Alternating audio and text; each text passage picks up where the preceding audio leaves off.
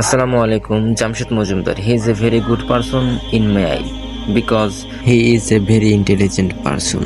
তার কথায় কি বলছিল?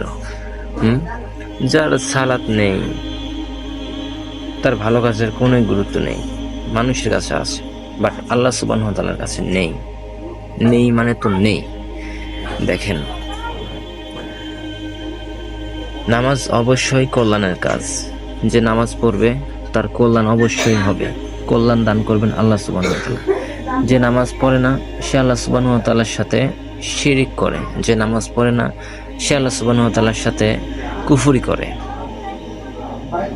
এখন আল্লাহ সুবহানাহু ওয়া তাআলার সাথে যে কুফরি করবে, আল্লাহ সুবহানাহু ওয়া তাআলা তাকে অবশ্যই ক্ষমা করবেন না, মাফ না চাওয়া পর্যন্ত। তো যে নামাজ পড়ে নিজের কল্যাণ আনতে পারে না, যে নামাজ পড়ে নিজের কল্যাণ আনতে পারে না, সে অন্যের কি কল্যাণ আনবে? আনতে পারবে? আনতে পারবে না। তিনি এটাই বলেছিল, ফিলিস্তিনের জন্য যুদ্ধ করা, ফিলিস্তিনের জন্য জিহাদ করা, ফিলিস্তিনের জন্য আন্দোলন করা অবশ্যই ভালো কাজ, অবশ্যই ভালো কাজ। কিন্তু যার নামাজ নেই তার এই ভালো কাজের কোনোই মূল্য নেই। কিভাবে? সমস্ত ভালো কাজ নামাজের উপর নির্ভর করে। নামাজ এমন একটা ইবাদত যেটা কারো উপর নির্ভর করে না। আমি মনে হয় বোঝাতে পারিনি, আবার বলি, নামাজের উপর সমস্ত ভালো কাজ নির্ভর করে। যার নামাজ নেই তার ভালো কাজের কোনোই মূল্য নেই। আর নামাজ কারো উপর নির্ভর করে না।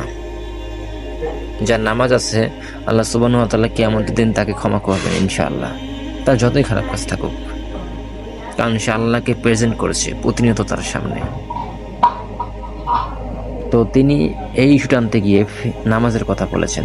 কাজটা তিনি অবশ্যই কোনো খারাপ কাজ করেননি। এবং যে সাইবার হ্যাকাররা তার ব্যবসায়িক পেজটা গায়েব করেছেন তারা অবশ্যই খারাপ কাজ করেছে। বাংলাদেশের মধ্যে আরও অনেক হ্যাকার আছে, তাদের কাছে অনুরোধ যে তার ওয়াজগুলো শোনেন, তিনি কেমন মানুষ দেখেন। যদি পারেন, আমার রিকোয়েস্ট, এটা আমার রিকোয়েস্ট, তাহলে চেষ্টা করেন তার পেজটা ফিরিয়ে দেওয়ার জন্য। না হলে একটা অ্যাকাউন্ট তো করে নিতে পারবে, সমস্যা নেই।